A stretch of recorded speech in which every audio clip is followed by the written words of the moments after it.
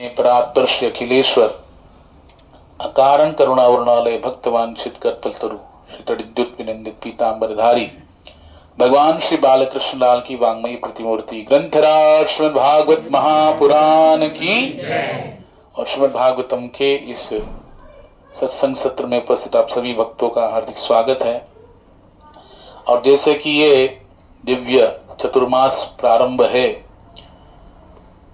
ये तीसरा महीना चल रहा है चतुर्मास का। अश्विन मास, भाद्रपद और अश्विन का ये सम्मिलित स्वरूप अभी यहाँ पे प्रकट हो रहा है। और तीसरे महीने में चतुर्मास में जितना हो सके, अभी दो ही, अगला 7 अक्टूबर से तो कार्तिक प्रारंभ हो जाएगा। तो कार्तिक में तो विशेष करके भगवान की आराधना करनी चाहिए, दीपदान करना चाहिए। लेकिन चतुर्मास में भी हमको जितना हो सके ठाकुर जी की सेवा, ठाकुर जी का गुणानुकीर्तन, ठाकुर जी के भजन, भगवान के धाम की यात्रा या पवित्र नदियों में स्नान करना चाहिए। और विशेष करके हम लोग देखते हैं कि हमारा जो प्रत्येक कर्म है, मनुष्य का प्रत्येक कर्म भगवान की प्रसन्नता के लिए होना चाहिए।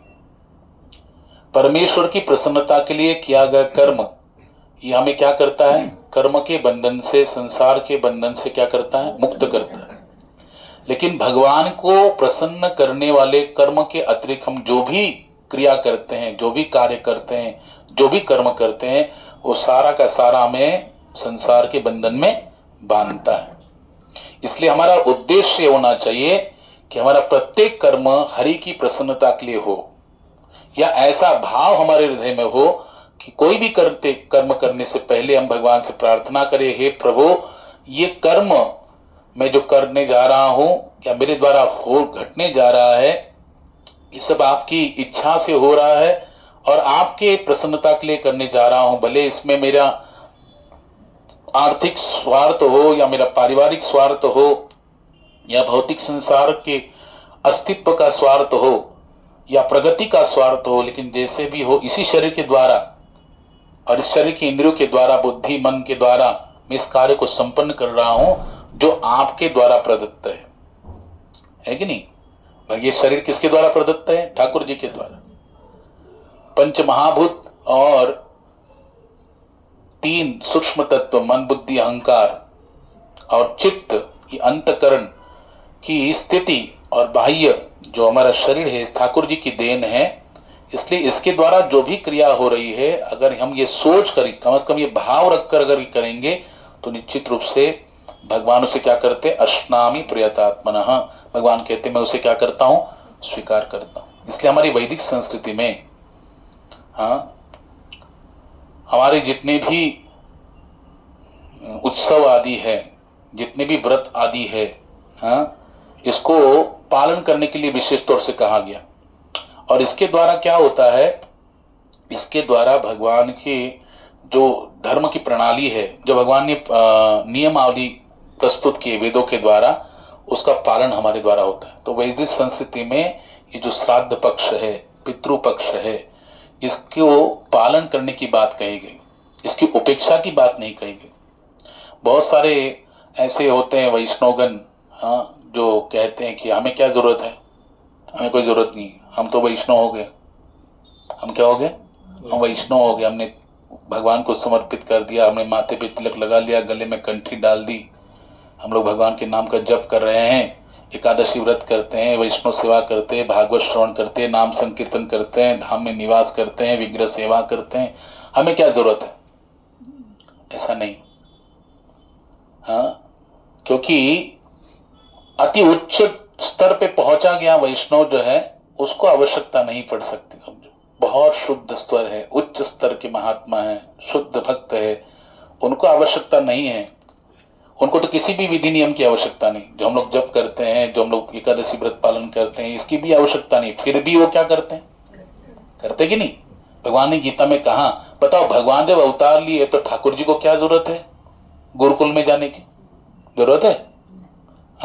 जो भगवत गीता का ज्ञान प्रस्तुत किए कुरुक्षेत्र के युद्ध स्थल में अर्जुन को, बताओ, तो वो ठाकुर जी कितना परम विद्वान है। भगवान के 6 ऐश्वर्य, उसमें क्या है, परम विद्वान है ठाकुर जी, उनसे बड़ा विद्वान कौन हो सकता है। लेकिन फिर भी ठाकुर जी, उनको किसी गुरु की आवश्यकता नहीं, फिर भी क्या कर रहे हैं, गुरुकुल में जाते हैं, शांति मुनि ऋषि के पास जाते हैं, हाँ, विनित भाव से उनकी सेवा करते, जैसा वो बोलते वैसे आगे का पालन करते हैं और उनसे विधिवत ज्ञान को प्राप्त करते हैं। ये क्यों बताया भगवान ने, क्या जरूरत है भगवान को करने की, क्योंकि भगवान जानते हैं यद्यत आचरति श्रेष्ठा तत्तदेवेतरो जना स यत् प्रमाणम कुरुते लोकस्तदनुवर्तते। ठाकुर जी गीता में कहते हैं कि जो श्रेष्ठ पुरुष जिसका आचरण करता है उसको मानने वाला वर्ग उसी को क्या करता है, फॉलो करता है, उसी का अनुसरण करता है, अनुकरण करता है। इसलिए भगवान कहते हैं, इसलिए भगवान ने हर कर्म को, हाँ, गृहस्थ धर्म में हो, हाँ, जो भी कर्म है ठाकुर जी के द्वारा करने योग्य, उस गृहस्थ धर्म के नियमों को भगवान ने विधिवत पालन किया, ये आदर्श प्रस्थापित करने के लिए। इसलिए हम कितने भी बड़े क्यों ना हो जाए, भगवान से बड़े तो नहीं है ना। हाँ, प्रभु रामचंद्र ने भी क्या किया, श्राद्ध किया है, किया कि नहीं गया में जाके। तो हम क्या प्रभु रामचंद्र से बड़े हो गए क्या? हाँ, हम भगवान से तो बड़े नहीं है, उन संत महापुरुषों से तो बड़े नहीं है। इसलिए भले ही शुद्ध भक्ति के स्तर पर पहुंचे हुए महात्माओं को आवश्यकता नहीं, फिर भी वो समाज को एक आदर्श प्रस्तावित करने के लिए अपने जीवन में भी इस पितृपक्ष के श्राद्ध की कोई भी अवहेलना नहीं करते। श्रद्धा युक्त भावना से करना होता है, इसलिए इसको क्या कहते हैं, श्राद्ध कहते हैं। ये कैसे करना होता है, श्रद्धा युक्त भावना से किया जाता है, इसलिए इसको श्राद्ध कहते हैं और ये करना आवश्यक है। भगवान ने गीता में कहा चातुर्वर्ण मया सृष्टम गुण कर्म विभागशः। भगवान कहते हैं कि 4 वर्ग 4 आश्रम, 4 वर्ण 4 आश्रम की स्थापना भगवान ने किया, ब्राह्मण क्षत्रिय वैश्य शूद्र। तो भगवान कहते हैं कि इन तीनों वर्गों में 3 वर्ण जो है ब्राह्मण क्षत्रिय वैश्य, इनको श्राद्ध संस्कार करने चाहिए। यहाँ तक कि शूद्र को भी, शूद्र जाति में पैदा होने, निम्न जाति में पैदा होने वाले व्यक्ति को भी श्राद्ध तर्पण आदि करना आवश्यक है पितृपक्ष में। इसलिए ये जो 16 तिथियां है ना, इन 16 तिथियों में क्या करना चाहिए, हाँ, अपने पितरों के लिए श्राद्ध तर्पण आदि करना आवश्यक है। अच्छा, क्यों इस समय में, देखो इस समय में अन्य कोई भी मंगल उत्सव नहीं कर सकता है ना, शादी ब्याह हो, नामकरण संस्कार हो, कहीं पे आपको कुछ लेना देना हो तो आप नहीं ले सकते। क्यों नहीं ले सकते भाई, इतना पवित्र है कि नहीं। हमारे पितरों का आना होता है, उनको हम अन्न खिलाते हैं, भोजन अर्पण करते हैं, अपना भाव श्रद्धा अर्पण करते हैं, तो ये क्यों अपवित्र कैसे माना जाएगा, ये तो बड़ा पवित्र है 15 दिन 16 दिन। लेकिन इसलिए माना जाता है क्यों, क्योंकि अन्य उत्सवों में, ताकि लोग कारण न दे सके भैया हमारे घर में ये उत्सव है इसलिए हमने नहीं कर पाए, हमारे घर में ये काम था, वो काम था, ये था वो था, इसलिए हमको समय नहीं मिल पाया, इसलिए हमने ये श्राद्ध तर्पण आदि नहीं कर पाए, ऐसा कोई कारण ना दे सके, समझे कि नहीं। इसकी उपेक्षा नहीं होनी चाहिए। इसलिए इन 16 दिनों में, इन 16 तिथियों में क्या किया जाता है, अन्य कोई भी मंगल उत्सव को शास्त्र में क्या किया गया, मना किया गया। भैया पूरा फोकस किस पे करो, हाँ, अपने पितरों पर करो, पितृपक्ष में आने वाले उनकी तिथियों में उनका श्राद्ध तर्पण करो। किस प्रकार से करो, हाँ, पूरी श्रद्धायुक्त भावना से करो। अच्छा, श्रद्धायुक्त भावना से करेंगे तो क्या करना चाहिए, भगवान तो कहते यज्ञ शिष्टासन संतो मुच्यन्ते सर्वकिल विषयी भुंजते ते त्वगम पापा ये पचन्ते आत्म कारणात्। भगवान ने कहा यत् करोषि यदश्नासि यज्जुहोषि दरासि यत् तपस्यसि कौन्तेय तत्कुरुष्व मदर्पणम। ठाकुर जी कह रहे भैया जो भी करते हो आप पहले मुझे अर्पण करो, है ना, आप जो भी ग्रहण करते हो खाते हो पहले मुझे अर्पण करो। अच्छा, भगवान गीता में ये भी कहते हैं अगर मुझे अर्पण करके नहीं खाओगे तो क्या खाओगे, पापमय अन्न खाओगे, और वैसे आपके प्रभाव होगा, वैसे क्रिया होगी, वैसे परिणाम होगा। इसलिए पितरों को भी हम जब भोजन खिलाते हैं तो पहला कार्य क्या है, उस अन्न को जो हम बनाते हैं घर में वो सात्विक हो। पहला क्या है, हाँ, पहली बात है, पहला नियम है वो सात्विक होना चाहिए, पूरा सात्विक होना चाहिए। दूसरा, उसको सात्विक अन्न को पहले भगवान को नैवेद्य लगाना चाहिए। जो बनाया जाता है उसको पहले भगवान को भोग लगाया जाए, और जब वो महाप्रसाद के रूप में प्राप्त हो, भगवान को भोग लगने के बाद महाप्रसाद होता है, फिर उसको सभी पात्रों में, दाल में दाल, चावल में चावल, सब्जी में सब्जी, और जो भी रोटी आदि बनाते हैं, जितना भी बनाते हैं हम लोग, उसमें हमको क्या करना है, मिक्स करना है। तो क्या हो गया, पूरा क्या हो गया, महाप्रसाद हो गया। और वो महाप्रसाद जो है फिर हमारे पितरों के लिए, फिर उनके लिए थाली बनाई जाए और उनको अर्पण किया जाए। तो ये अभी क्या अर्पण कर रहे हैं हम लोग, अन्न नहीं अर्पण कर रहे, हम लोग उनको महाप्रसाद, ठाकुर जी का महाप्रसाद अर्पण कर रहे हैं। जो महाप्रसाद है, भगवान कहते हैं प्रसादे सर्व दुखानाम हानि रस्य उपजायते। गीता में भगवान कहते हैं कि प्रसाद खाने से क्या होता है कि व्यक्ति के समस्त दुखों का क्या होता है, नाश होता है, समस्त कष्टों का नाश होता है। बताओ, पितृलोक में जो पितर बैठे हैं, हाँ, वो इतने राह देखते हैं, ताकते हैं कब हमको भोजन खिलाएंगे। अगर हम उनको पूरा पाप में अन्न खिलाएंगे, बिना भगवान को भोग लगाए अन्न खिलाएंगे, तो उनके पाप में वृद्धि होगी कि घटेगा पाप, वृद्धि होगी, बढ़ेगा पाप। जिस पाप के कारण वो वहां पर कष्ट भोग रहे हैं, उनके पाप के कर्म में क्या कर रहे हैं, और बढ़ा रहे हैं। तो हमको कहाँ वरदान देंगे, का आशीर्वाद देंगे, तो पाप क्या देंगे, हमको श्राप ही देंगे। समझे कि नहीं? इसके कारण इसकी उपेक्षा जहां होती है ना, पितृ कर्म की जहां पे उपेक्षा होती है, वहां पर घर में अनेक प्रकार के कष्टों की उत्पत्ति होती है।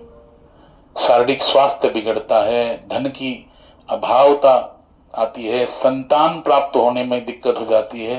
ये सारे जो क्रियाएं हैं, जो दोष आते हैं, कष्ट आते हैं, आपदाएं आती है, नुकसान होता है, ये पितृदोष के कारण भी होता है। तो उनको उचित प्रकार से हमको क्या करना चाहिए, सेवा करनी चाहिए, श्रद्धा युक्त भावना से। वो भी कैसे, विधिवत, शास्त्र के अनुसार। तो पहले क्या करें, हम भगवान को भोग लगाएं, वो महाप्रसाद फिर उनको अर्पण करें, तो वो निश्चित रूप से क्या हो जाते हैं, प्रसन्न हो जाते हैं, कृपा करते हैं, आशीर्वाद देते हैं। हाँ, इसलिए जिस कुल में भक्त जन्म लेता है, वो कुल क्या हो जाता है, पवित्र हो जाता है। पवित्र ते कुल पावन तो देश, जेते हरि चे दास जन्म घेती। वो देश भी पावन हो जाता है, वो कुल भी पवित्र हो जाता है, जहां पर भगवान श्री हरि का दास उस घर में जन्म लेता है। हाँ, इसलिए हमारे आचार्य भक्तिविनोद ठाकुर जी कहते हैं, मानस देह गेह जो किछ मोर, अर्पिलु तुआपदे नंद किशोर। मारबी राखबी जो इच्छा तोहरा, नित्य दास प्रति तुआ अधिकार। जन्माओ भी यदि इच्छा यदि तोर, भक्त गृहे जनी जन्म हऊ मोर। भक्तिविनोद ठाकुर जी कहते हैं कि हे प्रभु, मेरा मन, मेरा देह, मेरा परिवार, मेरा प्रॉपर्टी, जो भी मेरे पास है, वो सब मैं आपके चरणों में अर्पण करता हूं। हे नंद किशोर, आप मुझे मारो या तारो, हाँ, तो मैं आपका दास हूं ना, तो आपको पूरा अधिकार है, मुझे मार डालो या फिर आप मुझे तार की रक्षा करो। हाँ, अगर आप चाहते हैं कि मेरा इस भौतिक संसार में पुनर्जन्म हो, जन्मा हो भी यदि इच्छा यदि तोड़, आपकी इच्छा है कि मेरा जन्म इस भौतिक संसार में हो, हाँ, भक्त गृहे जनी जन्म हऊ मोर, तो आप मुझे कहीं पे और किसी घर में मत देना, जहां भक्त परिवार है, उस भक्त परिवार में जो जननी है, जो भक्ति मती है, जननी भक्ति करती है, ऐसी भक्ति मती माता के गर्भ से मुझे क्या करो, हाँ, प्रकट करके जन्म दो, ताकि मैं उनके घर में रहूं।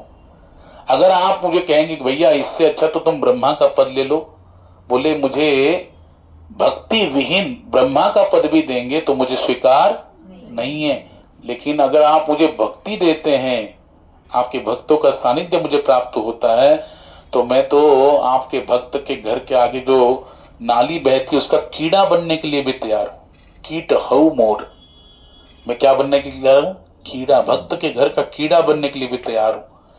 इसलिए प्रभु आप मुझ पर कृपा कीजिए। तो बताओ कितना इंपॉर्टेंट है, हाँ? अपना सर्वस्व अर्पण करने के बाद भी क्या कहते हैं, भक्त जनी गृहे जन्म हो मोर, उसके ग्रह में, मुझे घर में उसका मेरा जन्म हो। तो हमारे आचार्य वृंद हमको समझाते हैं कि पितृपक्ष कभी भी, जो पितर लोग होते हैं, हाँ, उनके घर में अगर कोई बच्चा भक्ति मार्ग में आता है तो उसके भक्ति के बलबूते पर क्या हो जाता है, उसका कुल पूरा क्या हो जाता है, पवित्र हो जाता है। जैसे प्रहलाद महाराज का भागवत में उदाहरण देते हैं ना, तो नरसिंह भगवान क्या कहते हैं, तुम्हारे 21 पीढ़ियां क्या हो जाएंगी, तर जाएंगी तुम्हारे जैसे शुद्ध भक्त के। यानी जो भक्ति करता है वो केवल अपना स्वयं का उद्धार नहीं करता, वो अपने कुल खानदान में जितने भी पित्र लोग हैं, उनके पूर्वज है, उनका भी क्या करता है, उद्धार करता है। इसलिए पितृपक्ष की उपेक्षा नहीं होनी चाहिए। अच्छा, पितृपक्ष में हमारे मनु महाराज कहते हैं, स्वयंभू मनुस्मृति में कहते हैं कि जिसका चोटी नहीं होगा, जिसका यज्ञोपवीत नहीं होगा, तो वो कौन सा भी वैदिक कर्म करे तो वो कभी भी सफल नहीं हो सकता।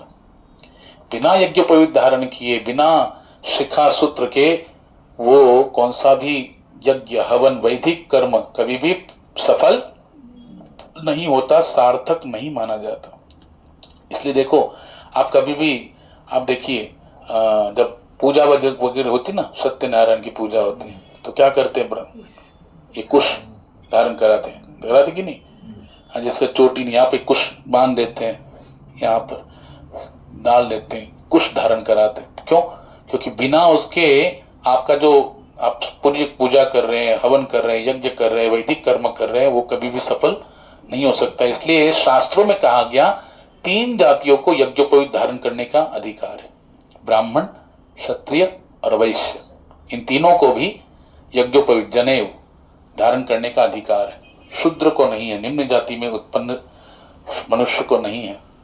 तो उसके द्वारा तो बिना यज्ञोपवीत के अगर कोई कर्म किया जाए तो वैदिक कर्म सफल नहीं माना जाता। तो शूद्र जाति में पैदा हुए मनुष्य के द्वारा श्राद्ध कर्म भी वो कैसे सफल होगा? तो उसके लिए उदाहरण देते हैं कि अगर वो जैसे पूरे मंत्र के साथ, जैसे ब्राह्मण, क्षत्रिय, वैश्य अर्पण करते हैं, विधि पूर्वक अपने पितरों को तर्पण करते हैं, लेकिन वो अमंत्र यानी बिना मंत्र के भी अगर पूरे श्रद्धायुक्त भावना से भगवान के चरणोदक को, भगवान के चरणामृत को अगर अपने पूर्वजों को अर्पण करे तो उनका क्या हो जाता है, उद्धार हो जाता है।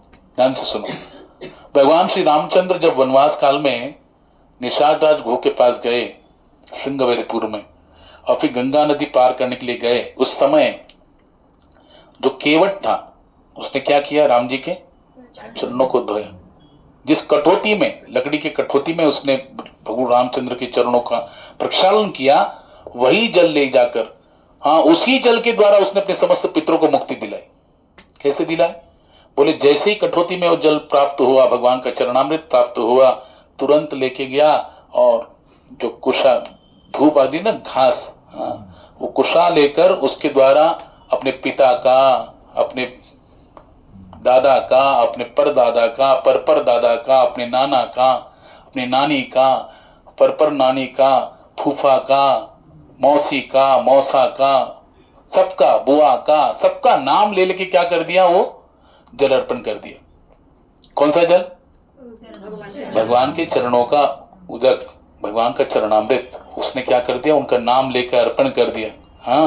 और जैसे अर्पण किया, तो वर्णन करते हैं आचार्य संत वर्णन करते हैं कि वो सारे जिनके उतने उनके जो पितर थे केवट, वो चतुर्भुज स्वरूप धारण करके सारूप्य मुक्ति प्राप्त कर ली, वैकुंठ चले गए, साकेत धाम चले गए, भगवान के धाम को प्राप्त हो गए। तो कैसे हुआ बताओ? केवट जाति में पैदा होने के बाद भी उसने क्या किया बताओ? कोई यज्ञोपवीत धारण नहीं किया, लेकिन भगवान के चरणों का जो अमृत है उसको अपने पितरों को अर्पण किया। इसका अर्थ समझ रहे हैं? देखो, एक प्रकार से ये भी संकेत मिलता है कि भगवान को अर्पण किया हुआ है, भगवान का चरणोदक है ना, वो प्रसाद है कि नहीं? चरणामृत क्या है? प्रसाद है। और वही उन्होंने अर्पण किया तो उसके द्वारा उनके पितरों का क्या हुआ? उद्धार हुआ। इसलिए हमको बिना किसी भी वस्तु को भगवान को अर्पण किए बिना अपने पितरों को समर्पण नहीं करना चाहिए, अर्पण नहीं करना चाहिए। तो वहां पे कहते हैं कि पितृपक्ष में ये 16 तिथि जो हमको प्राप्त होते, 16 दिन, इसमें अपने पितरों को श्रद्धायुक्त भावना से उनको भगवान का महाप्रसाद, उनके लिए नाम संकीर्तन किया जाए, उनके लिए भगवान का चरणामृत वो नैवेद्य महाप्रसाद अर्पण किया जाए तो निश्चित रूप से वो क्या हो जाते हैं, प्रसन्न हो जाते हैं। यहाँ तक कि प्रभुपाद जी कह रहे हैं जो नित्य प्रति भगवान को भोग लगाता है उसका थोड़ा थोड़ा अंश भगवान का महाप्रसाद का रोज उसके पितरों को प्राप्त होता है। इसलिए वो भक्त के घर में कोई पितृदोष नहीं प्राप्त हो सकता। भक्त का अगर प्रामाणिकता से वो भक्ति कर रहा है, रोज भगवान को नैवेद्य लगा के ग्रहण करता है तो रोज प्राप्त होता है। इसलिए कहते हैं पितृपक्ष की उपेक्षा नहीं करनी चाहिए। जो पितृपक्ष की उपेक्षा करता है भले वो भक्ति करता हो लेकिन शास्त्र की अवज्ञा करने का उसे क्या लगता है, अपराध लगता है। और गृहस्थ धर्म में जो है, गृहस्थ अवस्था में, गृहस्थ आश्रम में उनको तो निश्चित रूप से करना आवश्यक है, बहुत जरूरी है। दूसरी बात कहते हैं कि देखो कितना जरूरी है पितृपक्ष में श्राद्ध तर्पण करने का, क्योंकि हमारे जो पितृपक्ष में श्राद्ध तर्पण आदि करते थे, कोई गुजर जाता है तो हम लोग क्या करते हैं, तर्पण आदि करते हैं। क्यों करते हैं? ताकि उसका क्या हो, मुक्ति हो, उसका उद्धार हो। लेकिन कुछ ऐसे भी जातियां हैं जिसमें क्या नहीं होता, बताओ, श्राद्ध तर्पण आदि क्रियाएं नहीं होती। तो उनका क्या होता है, बोले उनके जो लोग हैं, जैसे पारसी धर्म में क्या होता है, शव को जलाते नहीं है, क्या करते हैं, छोड़ देते हैं। और चील आदि जो है वो क्या करते हैं, उसको मांस नोच के खा के नष्ट हो जाता है। तो एक कथा बताते हैं कि गीता प्रेस के जो संपादक थे हनुमान प्रसाद पोद्दार जी, वो बंबई में चौपाटी के पास जाते थे, समुद्र किनारे जाते थे संध्या के समय भजन करने के लिए। तो एक व्यक्ति रोज उनके सामने आके बैठता था और उनको देखता रहता था।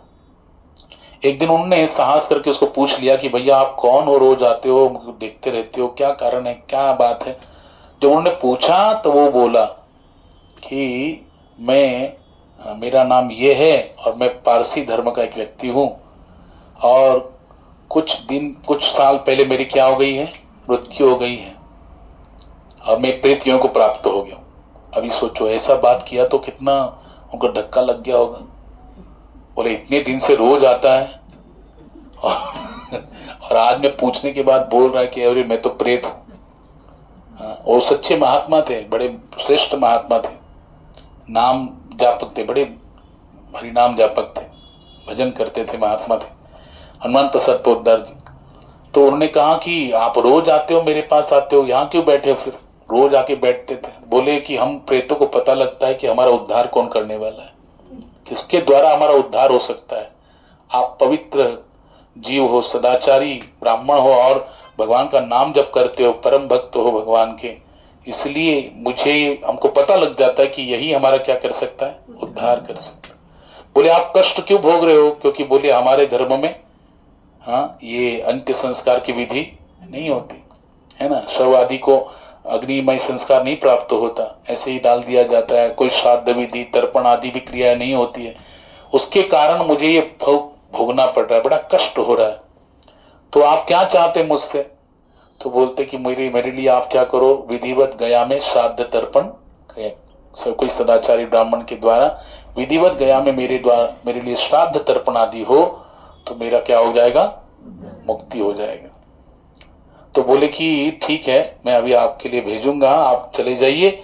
और फिर उन्होंने विधिवत एक ब्राह्मण को, राजस्थानी ब्राह्मण को, सदाचारी ब्राह्मण को उनके प्रत्यर्थ भेजा। गया में श्राद्ध तर्पण आदि हुआ और जब श्राद्ध की विधि पूर्ण हुई तो उन्होंने कहा था भाई आपको मुक्ति प्राप्त हो जाए तो मुझे आप कैसे पता लगेगा कि आपका जो मुक्ति हुआ कि नहीं हुआ।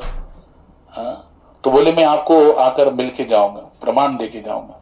और जैसे वहां पर श्राद्ध विधि हुई ठीक प्रकार से, उचित प्रकार से उसको मुक्ति मिली। तो ये रोज जाते थे समुद्र किनारे, तो दिव्य कांतिमय देह धारण करके वो आया और उन्होंने उनसे बड़ा विनम्रतापूर्वक नमस्कार किया, स्तुति गायन किया, उनका आभार प्रकट किया कि आपने मेरे लिए जो ब्राह्मण भेजा था उसके द्वारा मेरी विधिवत श्राद्ध तर्पण विधि हुआ और मुझे मुक्ति प्राप्त हो रही है, आपका बहुत बहुत धन्यवाद। ऐसा करके वो दिव्य कांति में देह धारण करके भगवान के धाम चला गया।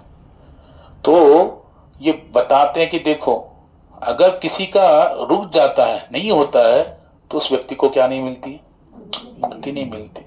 इसलिए खास करके जो गृहस्थ धर्म में हैं उनको तो करना ही चाहिए विधिवत। और इसको करने से कोई दिक्कत तो है नहीं, क्या दिक्कत है? हाँ? भगवान को भोग लगा दिया, महाप्रसाद कीर्तन कर लिया और वही महाप्रसाद अपने पितरों को अर्पण कर दिया। हाँ, तो इससे वो प्रसन्न हो जाते हैं। घर में जितनी भी संकट आदि आने वाले हैं उसको रुका हो जाता है, अवरोध प्रकट होता है। उनकी कृपा से कोई भी विपदा नहीं आती है, उल्टा वो प्रसन्न हो जाते हैं।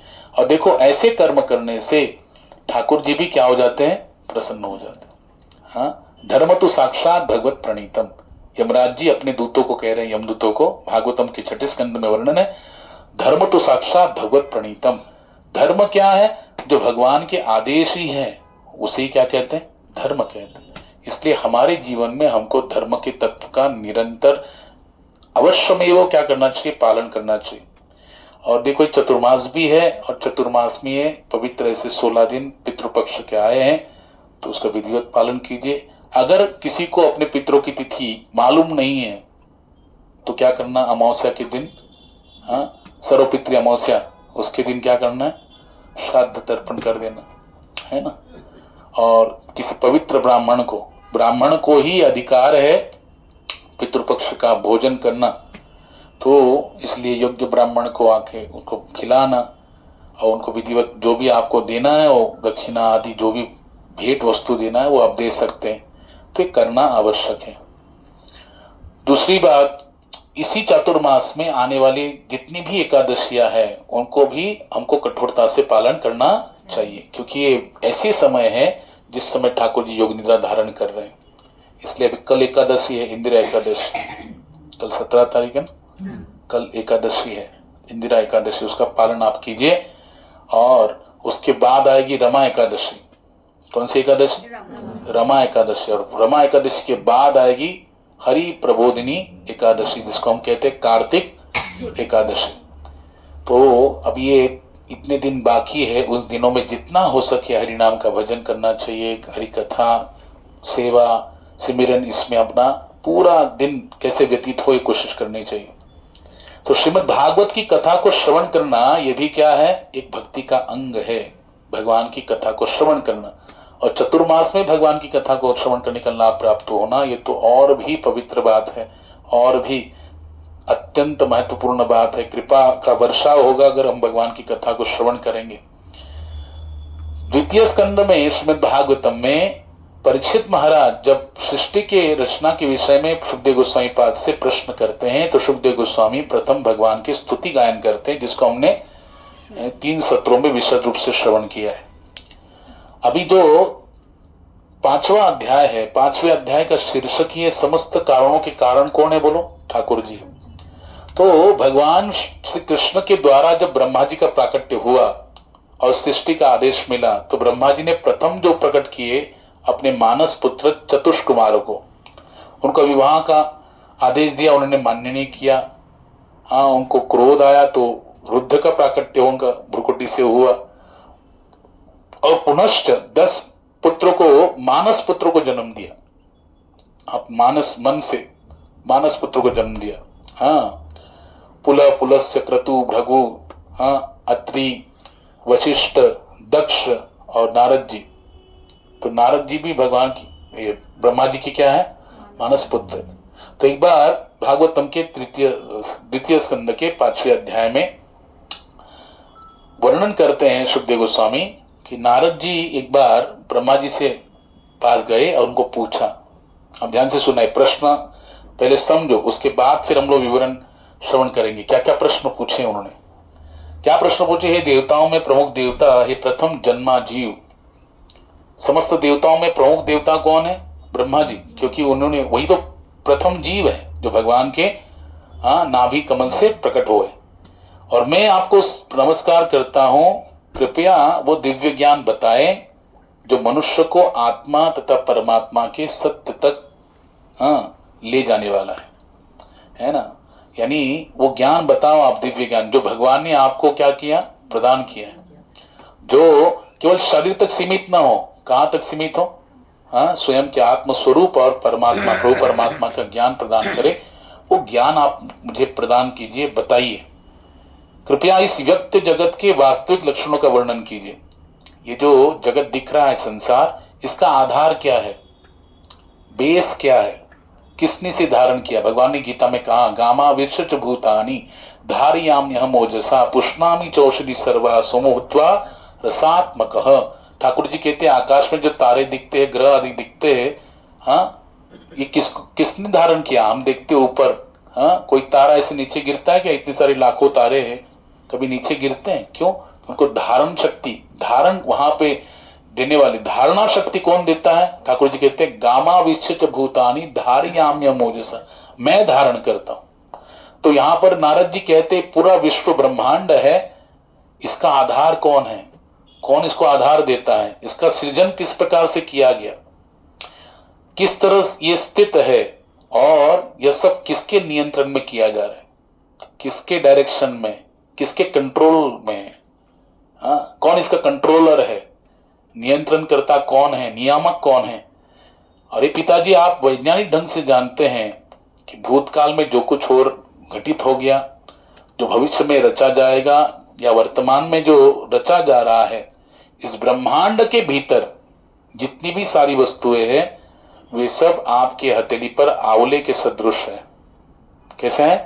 आंवला, जैसे हाथ में हम आंवला लेंगे ना तो कितना छोटा लगता है, वैसे ब्रह्मा जी के हाथ में सारी सृष्टि कैसे समझते, आंवले के सदृश दिखती है। ये प्रथम जीव है। और वहां पर नारद जी फिर प्रश्न करते हैं, आपके ज्ञान का स्रोत क्या है? आपको ज्ञान प्राप्त है ना, जिसके द्वारा आप सृष्टि की विविधता को सृजन करते हैं। हाँ, ब्रह्मांड के भीतर विविधता को, वेरिएशन को सृजन करते हैं। तो आपके ज्ञान का स्रोत कौन है? आपको किसने ज्ञान दिया? आप किसके संरक्षण में रह रहे हैं? आप किसकी अधीनता में कार्य करते हैं? आपकी वास्तविक स्थिति क्या है? क्या आप अकेले ही सारे जीवों को अपनी निजी शक्ति द्वारा भौतिक तत्वों से उत्पन्न कर रहे हैं? आप अकेले सब कार्य कर रहे हैं क्या? ये कौन पूछ रहा है? नारद जी पूछ रहे हैं। किसको? अपने पिता ब्रह्मा जी को पूछते हैं। और जिस प्रकार मकड़ी अपने जाल को सरलता से उत्पन्न करती है, आपने देखा होगा मकड़ी क्या करती है, कहीं बाहर से धागा लाती है क्या? वो अपने शरीर से ही धागा को उत्पन्न करती है, उस जाल को बुनती है, और इतनी निपुणतापूर्वक बुनती है कि उसको और कोई भी किसी की आवश्यकता नहीं होती। मतलब उस जाले की जो साधन है, जो उसमें लगते हैं साधन, वो भी कौन है? मकड़ी ही पैदा करती है। बनाने वाली भी कौन है? मकड़ी ही है।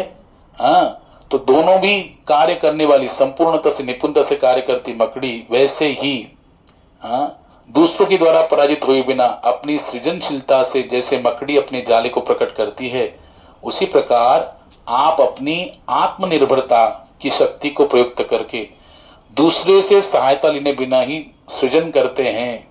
अब ये नारद जी क्या कर रहे हैं? ब्रह्मा जी की स्तुति कर रहे हैं, इस भाव से कि ब्रह्मा जी ही क्या है? वास्तविक सृष्टि करता है। मेरे पिताजी क्या है? सृष्टि की उत्पत्ति करता है।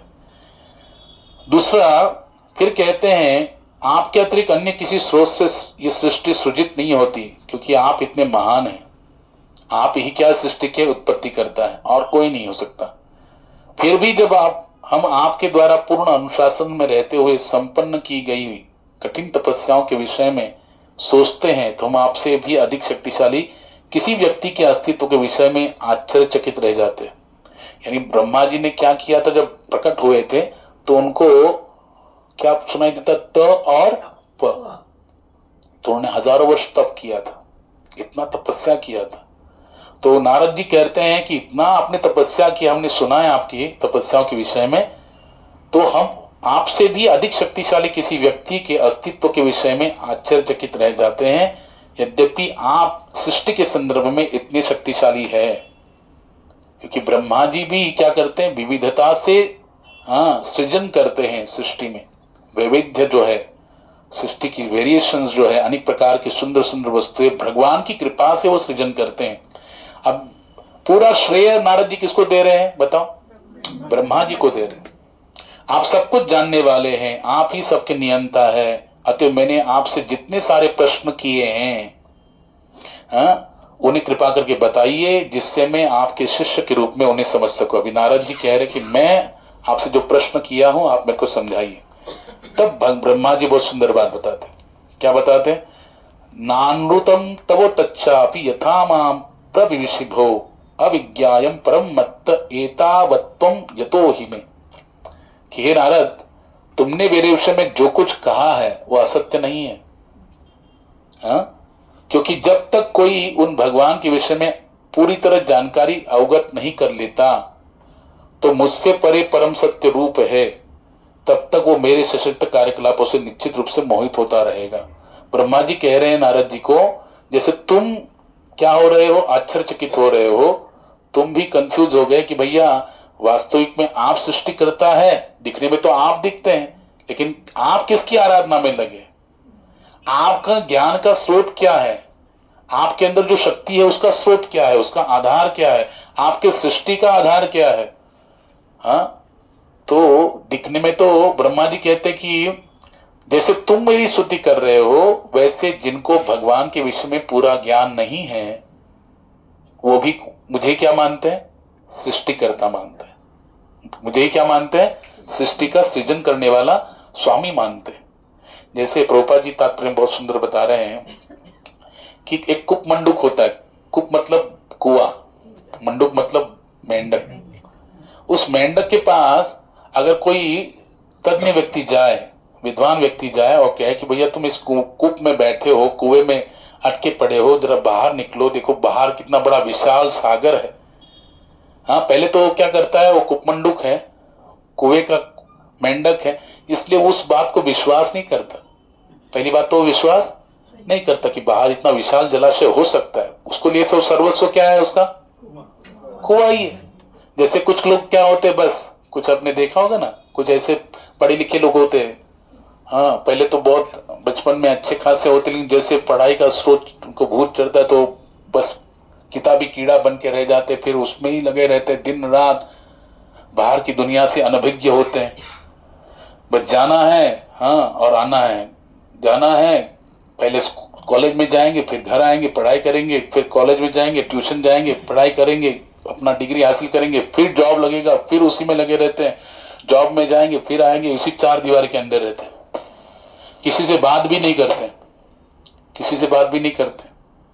पहले तो सबके साथ घुल मिल जाते थे, अभी किसी से बात भी नहीं करते। तो लोग बोलते देखो पढ़ के आ गया इतना, हाँ ऐसे कितने सारे इंजीनियर पढ़े हैं, कितने सारे डॉक्टर हो गए, लेकिन किसको इतना कितना अहंकार आ गया। जबकि वो किसी की उसको इच्छा, क्योंकि वो उसने अपना एक दायरा बना लिया। क्या बना लिया?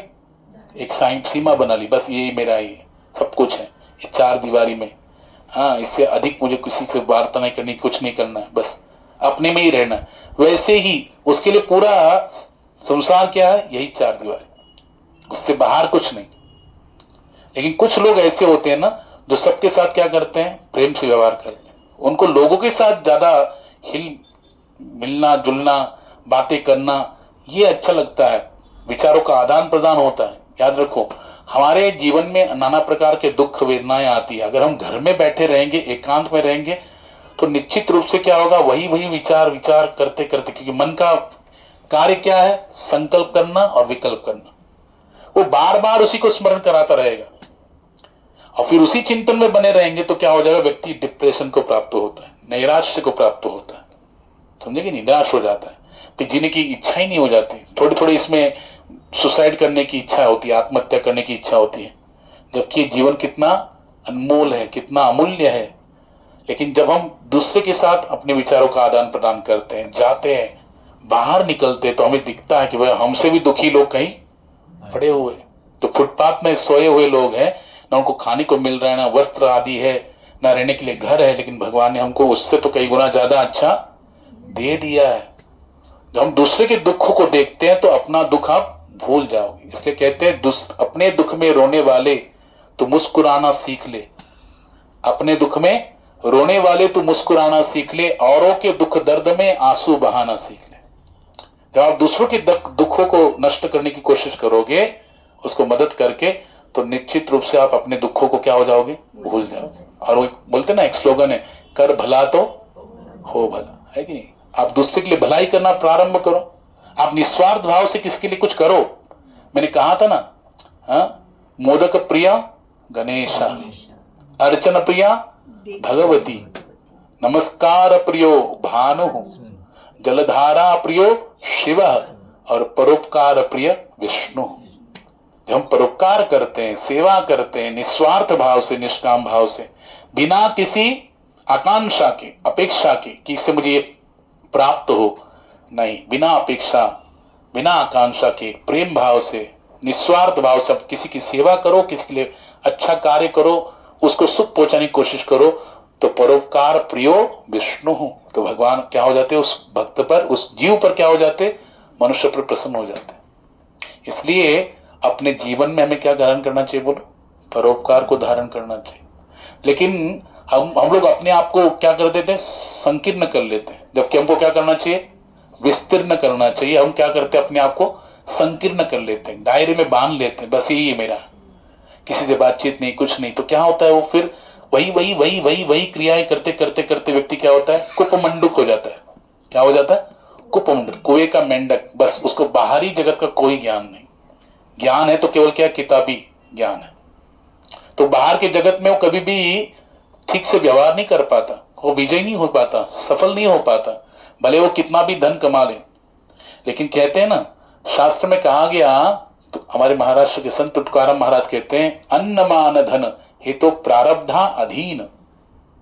ये जो अन्न मिलता है हमको खाने के लिए, सम्मान मिलता है, धन मिलता है, ये सब किसके अधीन है, बोलो, प्रारब्ध के अधीन। तो क्या हम काम करना बंद कर दे, नहीं नहीं, हमको कर्म तो करना है, प्रयास तो करना है। लेकिन देखो, हम ऐसे भी लोगों को देखते हैं जो कितना प्रयास करते हैं, कितना प्रयास करते हैं, अपना पूरा जी जान लगा देते हैं, लेकिन उनको उतना ही मिलता है जितना उनको प्राप्त होना है। प्रयास तो उनका अधिक होता है, लेकिन प्रयास के अनुरूप उनको नहीं मिलता धन, हाँ, वैभव नहीं मिल पाता, ऐश्वर्य नहीं मिल पाता, जितना है प्रारब्ध के अधीन उनको उतना ही मिलता। और कुछ लोग तो कुछ भी नहीं करते, फिर भी वो टनाटन रहते, फिर भी चकाचक रहते, उनके पास धन का अधिकता होता है, वैभव अधिकता, ऐश्वर्य की अनुभूता होती है, सुख सुविधाएं होती है। ये क्यों होता है, क्योंकि धन वैभव ऐश्वर्य किसके अधीन है, बोलो, प्रारब्ध के अधीन। तो हम लोग क्या कर रहे हैं, हम लोग केवल धन कमाने की इच्छा से कार्य करते हैं, समझे कि नहीं। भागवतम में कहा गया, दिवाचार्थे हया राजन कुटुंब भरणे नवा, हाँ, निद्रिया रेते नक्तम विवाने च वावय दिवाचार्थे हया राजन कुटुंब भरणे नवा। सुखदेव गोस्वामी पाद कहते हैं कि व्यक्ति धन कमाने की इच्छा से प्रेरित होकर क्या करता है, कार्य करता है, लेकिन उसको मिलता उतना ही है जितना उसके भाग्य में है, जितना उसके प्रारब्ध में है ना। इसलिए सब कुछ प्रारब्ध भी किससे बनता है, कर्म से बनता है, समझे कि नहीं। इसलिए किसने पूछा, किस संत से, हम तो गृहस्थ आश्रम में हैं, है ना, तो हम लोग अपने घर परिवार में सेवा कर रहे हैं, सब कुछ ठीक ठाक से पालन पोषण कर रहे, हो गया ना, फिर हमको अन्य कोई भक्ति करने की क्या आवश्यकता है, कुछ करने की क्या आवश्यकता है, इसी भगवान प्रसन्न हो जाएंगे। तो उस संत ने कहा कि नहीं, अगर आप केवल इतना ही करोगे कि मेरा यहाँ घर परिवार में सदस्य को संभालना है, ये मेरा कर्म भगवान ने मुझे दिया, कर्म करना है, बस, वो तो कर्म हो जाएगा। और कर्मों की दो श्रेणियां हैं, एक शुभ कर्म और दूसरा अशुभ कर्म। एक तो आप अच्छा कर्म करोगे या गलत कर्म करोगे, और अवश्य में भक्तव्यम, जो आप कर्म करोगे उसका फल आपको भोगना ही पड़ेगा, है ना। तो बताओ, यानी पाप पुण्य के कर्मों में आप पड़े रहोगे, हाँ, उसी में पड़े रहोगे, और बारंबार आपको क्या करना पड़ेगा, जन्म मृत्यु देना पड़ेगा कर्म बंधन के आधार पर। लेकिन अगर आप भक्ति करते हो, अगर आप नाम जप करते हो, अगर आप भगवान की भक्ति करते हो, सेवा करते हो, तो निश्चित रूप से आप गृहस्थ धर्म में जो सुख दुख काट रहे हो, ये तो आपका बोया हुआ, जो पूर्व जन्म में बोया हुआ बीज है, उसको अभी वो फलीभूत हो गया, तो सुख दुख के रूप में प्राप्त हो रहा है। पुण्य किया है, पुण्य बोया, तो पुण्य का फल सुख के रूप में आया, पाप बोया तो पाप का फल दुख के रूप में आया, यातना के रूप में आया। तो का मने पापे यति रोगाचिया रूपे, जो रोग डिजीज है हमको होते हैं, वो हमारे पाप का क्या है, परिणाम है। जो सुख सुविधाएं हमको प्राप्त हो रही है, हमारे क्या है, पुण्य का परिणाम है। तो बताओ, ये करते रहेंगे तो उसी में फंसे नहीं रहेंगे क्या, हाँ। तो एक होता है भक्तिमय कर्म, भगवान का नाम भजन, भगवान का नाम करने से, भजन करने से क्या होता है, हमारे पुण्य और पाप में कर्म समूल क्या हो जाते हैं, फल नष्ट हो जाते हैं। और भक्ति में कर्म के आधार पर हमारा क्या हो जाए, इस संसार सागर के बंधन से मुक्ति हो जाती, भगवत धाम की प्राप्ति हो जाती। बार बार आवागमन के चक्र से हम क्या हो जाते हैं, बच जाते, मुक्त हो जाते हैं। समझे कि नहीं?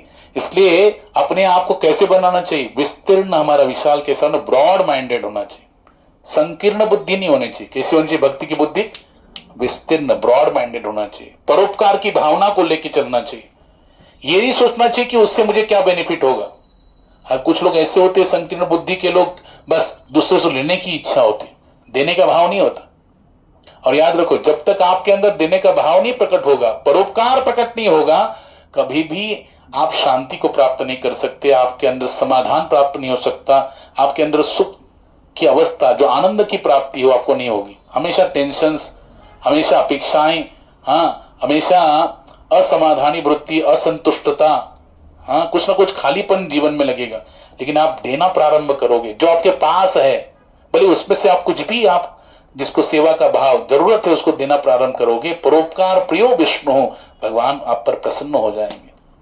और उसमें भी अगर हम, सबसे बड़ा परोपकार क्या है, हाँ, हरिनाम, हरिनाम को जप करना, हरिनाम का भजन को अपने जीवन में धारण करना और औरों में उसको वितरण करना, इससे बड़ा श्रेष्ठ और क्या परोपकार हो सकता है। इसलिए अपने आप को वैसा तैयार करना बड़ा आवश्यक है।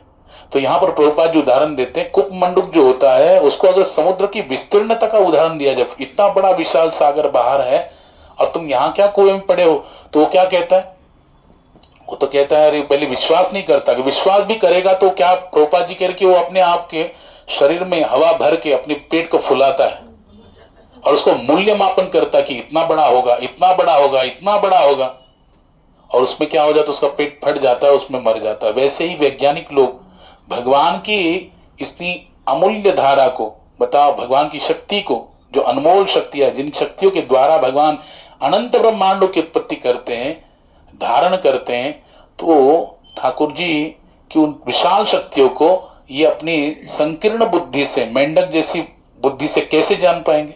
कोई जान पाएगा क्या? नहीं जान पाएगा। इसलिए देखो, भगवान की भक्ति के अभाव में, कि भगवान कितने महान हैं, उनके भक्ति के ज्ञान के अभाव में हम लोग संसार के किसी बड़े व्यक्ति को, नामचीन व्यक्ति को मान लेते हैं, हाँ, अपना आराध्य मान लेते हैं। कुछ लोग होते कि नहीं, कोई बड़ा ऐसा चमत्कारी बाबा निकल गया तो उनको क्या मान लेते हैं, बोलो, लोग भगवान मान लेते हैं। ऐसे करते करते करते अगर ब्रह्मा जी तक पहुंच जाए, सबसे बड़े जीव कौन है, बोलो, ब्रह्मा जी। लेकिन अगर ब्रह्मा जी को भी हम क्या मानेंगे, भगवत तत्व के रूप में मानेंगे, कि भगवान मानेंगे, तो यहाँ पर प्रभुपाद जी वर्णन कर रहे हैं कि यहाँ पर ब्रह्मा जी के विषय में बताया गया भगवत गीता के 8वें अध्याय के 17वें श्लोक में, हाँ, सहस्त्र युग पर्यंतम, हाँ, आहर्यत ब्रह्मणो विदुहु रात्र सहस्त्र युगंता, हाँ, तेहो रात्र विदो जनः। श्रीमद् भगवत गीता के 8वें अध्याय के 17वें श्लोक में कहा गया कि ब्रह्मा जी का प्राकट्य जब होता है तो ब्रह्मा जी का प्राकट्य कितना आयु है उनका, 1000 सहस्त्र युग, यानी 1000 बार सतयुग, 1000 बार त्रेता युग, 1000 बार द्वापर युग, 1000 बार कलयुग जब बीतता है, 1000 टाइम्स ये चतुर्युग होता है, तब जाके ब्रह्मा जी के दिन के 12 घंटे होते हैं। भगवत गीता के 8वें अध्याय के 17वें श्लोक में भगवान श्री कृष्ण गीता में वर्णन कर रहे हैं। और रात्र सहस्त्र युगांता, जितने दिन का टाइमिंग होता है उतना ही रात्रि का उनका और एक इतना समय जो बीतता है, सहस्त्र युग। तो सोचो, इतना होने के बाद भी उन ब्रह्मा जी का क्या है, बोलो, मृत्यु है। ब्रह्मा जी का पूरा आयु जब बीतता है तो उतना जो कालावधि है उसको कहते कल्प, क्या बोलते हैं, कल्प, हाँ। और ब्रह्मा जी का दिन जब खत्म होता है, हाँ, उसमें जो रात्रि होती है उसमें प्रलय आ जाता है। लेकिन जब ब्रह्मा जी का पूरा आयु बीतता है तो इस सृष्टि में क्या आता है, महाप्रलय आता है। और उस समय सारी सृष्टि के जो जीव है वो महाविष्णु के उदर में स्थित हो जाते हैं, भगवान महाविष्णु के उदर में स्थित हो जाते हैं और करोड़ों वर्षों तक वहीं पे पड़े रहते हैं। जब सृष्टि का पुनः सृजन होता है तब बाहर आके महाविष्णु के मुख से क्या हो जाते, पुनश्च वो बाहर आ जाते हैं। इसलिए यहाँ पे वर्णन किया जाता है कि वो ब्रह्मा जी भी भले कितने ही बड़े क्यों ना हो, अभी देखो यहाँ नारद जी उनको क्या कह रहे हैं कि आपका भी कोई स्रोत है क्या? आपके भी ज्ञान का आधार कोई है क्या? आप इतना विशाल सृष्टि निर्माण करते हैं, किस आधार से, किसके द्वारा? वो तो अपनी, नारद जी तो ब्रह्मा जी को सर्वश्रेष्ठ मान, लेकिन आपसे कोई सर्वश्रेष्ठ है क्या, ये प्रश्न किया ना। तो अब ब्रह्मा जी कह रहे जी कि तुम्हारे जैसे लोग जिसको भगवान के विषय में ज्ञान नहीं है, वो मुझे ही सब कुछ मान लेते हैं और मुझे ही सब कुछ मानकर मेरा ही जय घोष करते हैं, जबकि ऐसा नहीं है। हाँ, मेरा प्राकट्य जिनसे हुआ वो भगवान से हुआ, और भगवान के समान कोई नहीं हो सकता। अब यह ध्यान देने की बात है कि नारद जी क्या है? मुक्त आत्मा है। ध्यान से सुनिए आप लोग, नारद जी क्या है? मुक्त आत्मा, मुक्त अवस्था में महापुरुष है। अगर वो मुक्त आत्मा नहीं होते, हाँ, तो उन्हें नारद जी कोई कहता क्या? नहीं। जब वो मुक्त आत्मा नहीं थे तो क्या थे? वो दासी के पुत्र थे ना। प्रथम स्कंद में हम श्रवण किया कि नहीं, दासी पुत्र की कथा वेदव्यास जी को बताया ना। जब वेदव्यास जी निराश हो गए, अशांत हो गए, इतने वेदों की, शास्त्रों की, पुराणों की रचना करने के बाद भी, तब नारद जी उनको कहते कि भैया मैं भी दासी पुत्र था, लेकिन मैंने चतुर्मास में किसका संग किया? महात्माओं का संग किया, नाम संकीर्तन किया, भगवान की कथा को श्रवण किया, भक्ति को धारण किया, भजन किया उस जन्म में, तब जाके मैं मुक्त अवस्था को प्राप्त हुआ और इस जन्म में ब्रह्मा के मानस पुत्र के रूप में जन्म होकर भगवान का महान भक्त हुआ। समझे कि नहीं? तो नारद जी मुक्त अवस्था में क्या है? उनका नाम नारद जी। अगर वो मुक्त नहीं होते तो उनको क्या कहा जाता था? दासी पुत्र थे वो। तो वही नारद जी जब अगर मुक्त आत्मा है तो वो क्या भगवान के विषय में नहीं जानते कि ब्रह्मा जी का प्राकट्य उनसे हुआ होगा? ब्रह्मा जी से भी श्रेष्ठ भगवान है, वही सृष्टि के आदि स्रोत है। क्या नारद जी नहीं जानते? अगर जानते तो ऐसा प्रश्न क्यों कर रहे? ब्रह्मा जी की स्तुति गान क्यों कर रहे थे? उनको क्यों बड़ा बता रहे थे? हाँ, तो यहाँ पर प्रभुपाद जी वर्णन करते हैं इसलिए क्योंकि भगवान की इच्छा से नारद जी मोह को प्राप्त हुए। किसको प्राप्त हुए? मोह को। जैसे अर्जुन भी क्या है? भगवान का नित्य सखा है। जैसे नारद जी मुक्त आत्मा है, अर्जुन भी भगवान का नित्य सखा है, नित्य मित्र है। लेकिन फिर भी अर्जुन मोहित क्यों हुआ? हाँ, क्यों ऐसा मोहित हुआ? क्योंकि भगवान उसके द्वारा भगवत गीता का प्राकट्य करना चाहते थे, उस ज्ञान को प्रकट करना चाहते थे। इसलिए भगवान ने अपने नित्य सखा को क्या किया? मोहित कर दिया। वैसे यहां पर भी नारद जी को क्या किया? भगवान ने खुद मोहित किया। जबकि मुक्तात्मा है, फिर भी निरंतर भगवान का नाम लेते हैं, हाँ, उनमें रमण करते हैं। वो नारद जी यहाँ पर ऐसे प्रश्न कर रहे हैं, इसका सरल सरल अर्थ ये बनता है, प्रभुपाद कहते हैं कि उनको क्या हो गया? मोह हो गया। इसलिए परमेश्वर से सदैव हमको निम्न भाव रखकर, निम्न विनम्र भाव रखकर उनसे क्या करना चाहिए? आदान प्रदान करनी चाहिए। प्रभुपाद जी बहुत सुंदर बात बताते हैं कि हमें सावधान रहना चाहिए। जब हम भगवान से डीलिंग करते हैं ना, बड़ा केयरफुल रहना चाहिए। क्यों? क्योंकि प्रभुपाद कहते हैं कि हम किससे किससे डीलिंग कर रहे हैं? अनंत कोटि ब्रह्मांडों की जो नायक है, उन श्री कृष्ण से, उन पंढरीनाथ से, उन जगन्नाथ जी से, उन प्रभु रामचंद्र से हम क्या कर रहे हैं? बोलो, डीलिंग कर रहे हैं, जो अनंत ब्रह्मांडों के नायक है। हाँ, अनंत ब्रह्मांडों में सोचो, यहाँ पर ब्रह्मा जी का वर्णन कर रहे हैं। ब्रह्मा जी नहीं जानते थे अपने आप के अस्तित्व को। ब्रह्मा जी जानते थे कि मैं कितना निम्न स्तर का हूं। हाँ, और हमारे ब्रह्मांड के जो ब्रह्मा जी, उनके चतुर्मुख है, 4 मुख है, और अन्य ब्रह्मांड इस ब्रह्मांड से भी बहुत क्या है? बड़े बड़े हैं। और जितना बड़ा ब्रह्मांड का विस्तार है, उतने ही ब्रह्मा जी के मुखों का भी गिनती बढ़ते जा रहा है, उतने विशाल ब्रह्मा जी। तो उन समस्त असंख्य ब्रह्मांडों में जो असंख्य ब्रह्मा है, उनके सामने तो क्या है ना, हमारे ब्रह्मांड के ब्रह्मा बड़े छोटे हैं। तो बताओ, वो उनको ज्ञान है कि मैं बहुत निम्न स्तर का हूं, और वो इतने बड़े बड़े ब्रह्मांडों के ब्रह्मा जी फिर भी भगवान के सामने वो क्या है? उनका हाँ, नगण्य से हैं, भगवान की बराबरी नहीं कर सकते। इसलिए प्रभुपाद जी यहाँ पे बहुत सुंदर बात बताते हैं कि चाहे व्यक्ति कितना ही बड़ा अस्तित्व क्यों न धारण कर ले, कितना ही बड़ा पोस्ट क्यों न धारण कर ले, महान पुरुष क्यों न बन जाए, लेकिन वो कभी भी भगवान की बराबरी नहीं कर सकता। जैसे यह तात्पर्य प्रभुपाद वर्णन करते हैं कि भगवान श्री रामचंद्र सूर्यवंश में प्रकट हुए, और भगवान श्री रामचंद्र के पहले भी बहुत सारे राजा हुए।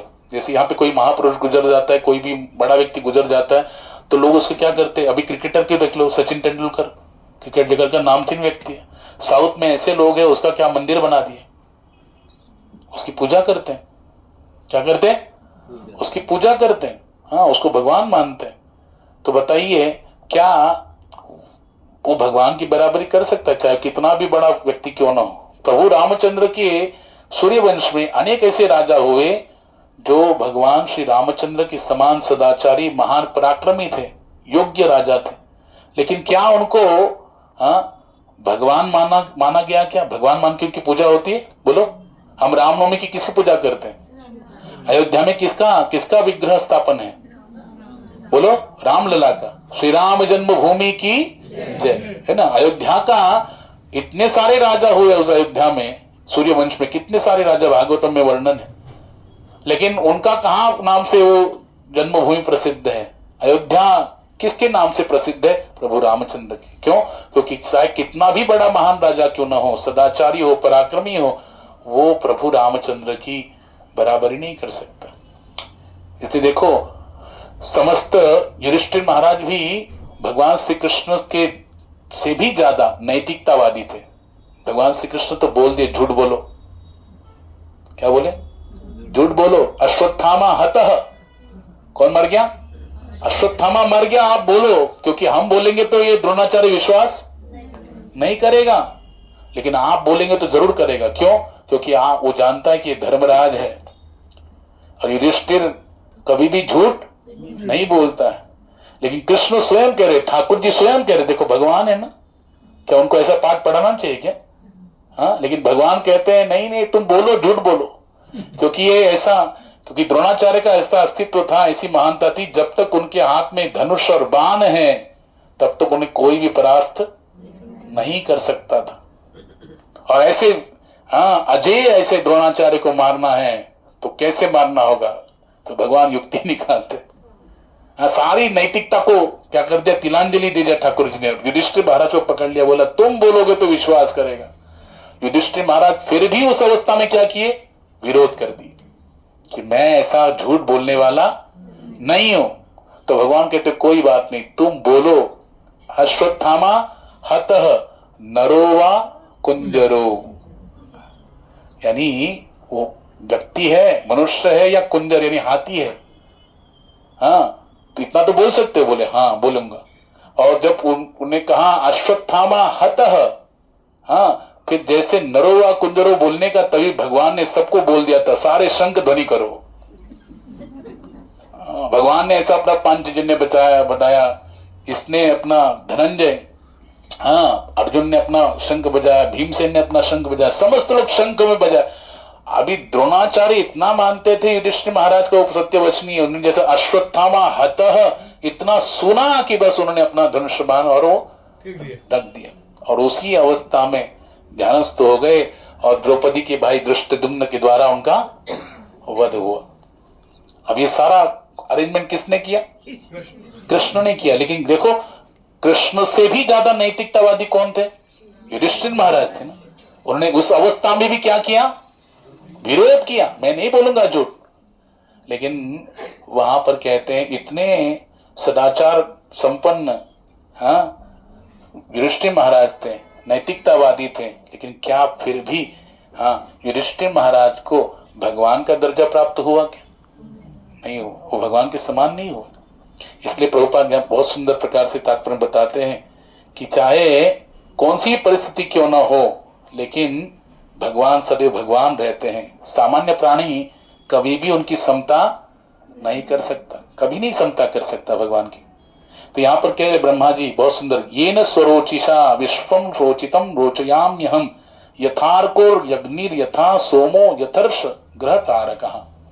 देखो भगवान के द्वारा कैसे प्रकट हुआ, ध्यान से सुनिए। बहुत सुंदर, अभी भागवतम में अभी जो आप श्रवण करेंगे आगे का, ये बहुत सुंदर ऐसे टॉपिक्स है जिसके द्वारा हमको सृष्टि रचना के विषय में ज्ञान प्राप्त होगा। भगवान कैसे सृष्टि का रचना करते हैं, तो यहाँ पे बताया गया भगवान कैसे सृष्टि का निर्माण करते हैं। अब ध्यान से सुनो। श्रीमद् भागवतम के प्रथम स्कंद में बताया गया, वदन्ति तत्तत्व विदस्तत्वम यज्ञानम अद्वयम ब्रह्मेति परमात्मेति भगवान इति शब्दते। उस परम सत्य भगवान का साक्षात्कार तीन प्रकार से होता है। कितने प्रकार से? तीन प्रकार से। पहला भगवान के रूप में, जो वो द्विभुज श्याम सुंदर रूप है, ठाकुर जिस अवस्था में रहते नित्य गोलोक धाम में अपने धाम में विराजमान है, वो उनका भगवत स्वरूप है, मुख्य स्वरूप है, मूल स्वरूप है। और उसके बाद फिर ठाकुर जी इस कण कण में, सृष्टि के कण कण में, ब्रह्मांड में जितने भी जीव आदि है, जितने भी चीजें हैं, सब में भगवान क्या है, अंडांतरस्थ परमाणु त्रयांतरस्थम गोविंदम आदि पुरुषम तमहम भजामि। परमात्मा स्वरूप में भगवान सृष्टि के कण कण में हाँ विद्यमान है। समस्त जीवों के हृदय में, हमारे हृदय में भी ठाकुर जी विद्यमान है परमात्मा के रूप में। ये उनका दूसरा स्वरूप है। और तीसरा स्वरूप जो भगवान का है, वो भगवान का शरीर दिव्य तेजोमय है। उनके शरीर से निकलने वाले जो तेज है, उससे जो एक तेज पुंज, प्रकाश पुंज तैयार होता है, जिसे ब्रह्म ज्योति कहा जाता है। क्या कहा जाता है? ब्रह्म ज्योति। ये भगवान का तीसरा स्वरूप है। इसलिए कहते हैं ब्रह्मेति परमात्मेति भगवान इति शब्दते। उस परम सत्य का साक्षात्कार तीन प्रकार से होता है, ब्रह्म के रूप में, दूसरा सेकंड परमात्मा के रूप में, तीसरा भगवान के रूप में। तो अनेक प्रकार के मार्ग है भगवान को प्राप्त करने के लिए। कर्म योग है, ज्ञान योग है, और ध्यान योग है, और भक्ति योग है ना। तो वहां पे क्या होता है, कर्म योग के माध्यम से व्यक्ति क्या करता है, अपने कर्म को भगवान को समर्पित करता है, हाँ, और उस कर्म योग को अनुसंधान करता है। लेकिन जहां ज्ञान योग की बात आती है, वहां पे व्यक्ति क्या करता है, हाँ, भगवान को वेदों में कहे गए अव्यक्त रूप में वो ज्ञान के आधार पर उनको स्वीकार करता है, ब्रह्म ज्योति तक वहां पे जाता है, और उसकी इच्छा होती वहीं पर विलीन होना भगवान में। इसलिए 5 मुक्तियों में से एक मुक्ति है सायुज्य मुक्ति। कौन सी मुक्ति? सायुज्य मुक्ति। हाँ, वो भगवान में विलीन होना चाहता है, वो है ब्रह्म ज्योति। और फिर परमात्मा तत्व, जिसको योगी ध्यान के द्वारा केंद्रित करते हैं, अपने चित्त में ठाकुर जी के स्वरूप पर केंद्रित करता है और उच्च गति को प्राप्त होता है। लेकिन जो भक्त होता है, वो अपने प्रेम भक्ति से भगवान की आराधना करता है, और उस प्रेम भक्ति के बलबूते पर वो ठाकुर जी को प्राप्त करने की कोशिश करता है। और किस रूप में प्राप्त करना चाहता है कि भगवान मैं आपका दास हूं और आपकी सेवा करना। देखो, अनेक प्रकार से भगवान से हमारा संबंध हो सकता है, दास्य भाव से, वात्सल्य भाव से, शांत भाव से, और कौन सा, साख्य भाव से, और माधुर्य भाव से, माधुर्य रस से, और कांत भाव से भी भगवान को अपना पति मानकर हम भगवान से अपना व्यवहार कर सकते हैं। तो उसी रूप में हम भगवान को सेवा भाव, क्या है, हर एक चीज इसमें क्या है, रस में भाव क्या है, सेवा का। तो ये है भगवान के रूप में प्रेम भक्ति का आदान प्रदान करते हुए भक्त भगवान को उसी रूप में आराधना करता है। तो जाकी रही भावना जैसी प्रभु मूरत तिन देखी तैसी। आपको जिस प्रकार से, जैसे बोलते हैं ना, वृंदावन में आप गए ना आप लोग, कौन कौन गए आप लोग में से, गए ना? तो देखो, जमुना जी बह रही है, आप जमुना के पास में यमुना जी का मंदिर है, कहाँ पर है? केशी घाट। एक केशी घाट है, एक जुगल घाट है, जुगल घाट भी है, और फिर आगे कौन सा घाट है समझो, केशी घाट हो गया, जुगल घाट हो गया, और आगे समझो जगन्नाथ घाट हो गया। ये समस्त क्या है आगे? तो बोले ये समस्त, या मथुरा में विश्राम घाट है, विश्राम घाट है कि नहीं मथुरा में, उधर भी यमुना जी बहती है। तो चाहे केशी घाट हो, चाहे जुगल घाट हो, चाहे विश्राम घाट हो, तीनों जगह है। लेकिन यमुना जी तो सब जगह से बह रही कि नहीं, बता? चाहे आप जुगल घाट में नहा लो, चाहे आप विश्राम घाट में नहा लो, चाहे आप केशी घाट में नहा लो। वैसे चाहे आप कर्म योग के माध्यम से भगवान को प्राप्त करो, या ज्ञान योग के माध्यम से भगवान को प्राप्त करो, या सांख्य योग या ध्यान योग के माध्यम से, या भक्ति योग के माध्यम से, घाट अलग हो सकते हैं, लेकिन प्राप्ति का साधन क्या है? चाहे केशी घाट हो, जुगल घाट हो, विश्राम घाट हो, जगन्नाथ घाट हो, नहाना तो किसमें? यमुना में ही है, बराबर ना? वैसे ही चाहे ध्यान योग हो, कर्म योग हो, ज्ञान योग हो, भक्ति योग हो, सांख्य योग हो, आपको प्राप्त किसे करना है? भगवान को। लेकिन जो जैसी जिस भावना से करना चाहता है, वहां तक उसकी प्राप्ति होती। तो यहाँ पर ब्रह्मा जी कह रहे हैं, यहाँ पर नारद ने प्रश्न किए ना कि आप ही तो सब कुछ दिखते हो, आप ही सब कुछ सृष्टिकर्ता के रूप में दिखते हो, क्या आपका भी कोई स्रोत है? आपके भी ज्ञान का कोई आधार भूत है क्या, आधार है? तो ब्रह्मा जी कह रहे हैं नारद जी को कि भगवान क्या करते हैं, अपने शरीर से निकलने वाले दिव्य तेज से सृष्टि का क्या करते हैं, सृजन करते हैं। भगवान पहले अपने ब्रह्म ज्योति के द्वारा सृष्टि का प्राकट्य करते हैं और उसके पश्चात मैं उसी प्रकार सृजन करता हूं जिस प्रकार सूर्य द्वारा अग्नि प्रकट होने से फिर चंद्रमा, तारे, आकाश, ग्रह आदि टिमटिमाते हैं, अपना प्रकाश प्रकट करते हैं, वैसे मैं करता हूं। यानी भगवान मूल सृष्टि कौन करते हैं, ब्रह्मा जी कह रहे भगवान करते हैं। किसके द्वारा करते हैं, ब्रह्म ज्योति के द्वारा। ध्यान से सुनिए, किसके द्वारा करते हैं, ब्रह्म ज्योति। ब्रह्म ज्योति मतलब क्या, भगवान के शरीर से निकलने वाला जो तेज है, किरणें। हमारा शरीर में क्या निकलता है, दुर्गंध निकलता है ना, इसलिए हम कितना भी बॉडी स्प्रे मारेंगे लेकिन कितने समय तक रहेगा, थोड़े समय तक रहेगा, बाद में क्या होगा, बोलो। टॉक्सिन निकलता है अंदर से, परिश्रम करते तो पसीने के रूप में निकलता है, उससे क्या निकलता है, सुगंध निकलता है। बताओ किसी के पसीने से कभी सुगंध निकला है?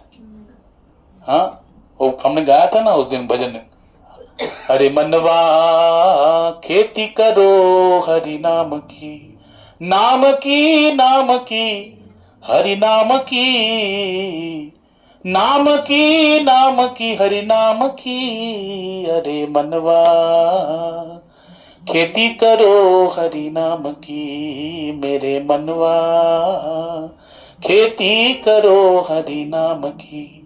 इस काया को तूने मल मल धोया, कितना घिस घिस के धोते, संतूर से, लक्स से, हमाम से, मेडिमिक्स से, कितना धोते हम, घिस घिसते पूरा, पूरा ढाल के पूरा। व्यक्ति को कितना लगता है, खाने में 10 मिनट में खा लेता है और नहाने में 1 घंटा लगाता है कि नहीं? बताओ, 1 घंटा नहाने में लगाता है। और एक प्रभु जी है, वो तो नहाने में 2 घंटा लगाते हैं। और एक प्रभु जी है, वो नहाने में 2 घंटा गए तो बस समझाओ 2-2.5 घंटा तो अंदर रहेंगे, वो पूरा अपना अच्छे से नहाते। बताओ, यानी खाने में व्यक्ति 10 मिनट में खा लेता है, जबकि खाना कैसे खाना चाहिए, चबा चबा के धीरे धीरे खाना चाहिए। ज्यादा समय हमको खाने में देना चाहिए, ताकि जितना रस बनेगा उतना जो कार्य हमारी आंतों को करना है वो हमारे दांतों ने कर दिया, तो क्या हो जाता है, भोजन अच्छे प्रकार से पच जाएगा और शक्ति प्राप्त होगी।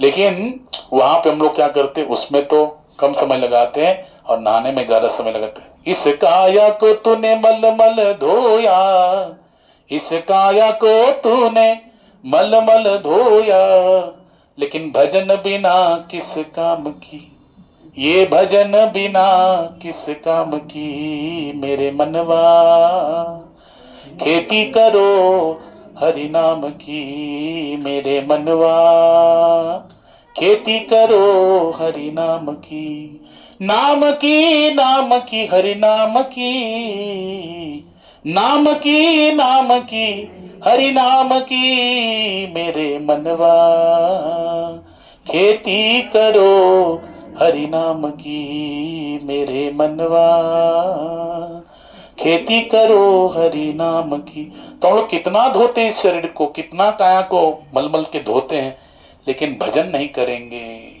भगवान का भजन नहीं करेंगे, भक्ति नहीं करेंगे, तो किस काम की काया, व्यर्थ है ना।